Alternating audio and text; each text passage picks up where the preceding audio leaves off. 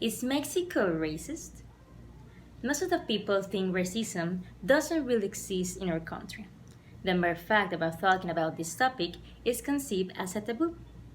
But remaining silent about this reality is accepting an unfair society as the only alternative. Maybe you're thinking, well, yeah, Mexico's racist towards indigenous people. And this is a problem we need to work both in private and in public life to change. But what about racism we do not see towards a specific minority?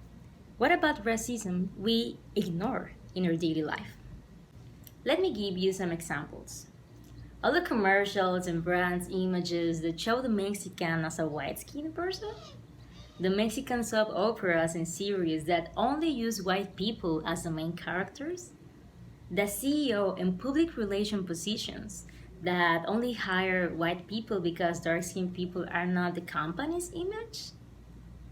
In Mexico, looking good is looking white, and that is racism. This is a real problem with sustained data.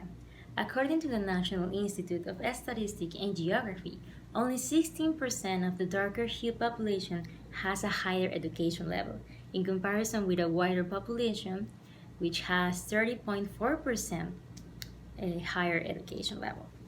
This is a gap of more than 14 points above. Comparing jobs, workers in personal services and agriculture are mostly occupied by dark skin tones, with a 44% occupation, while water tones just 28.4%.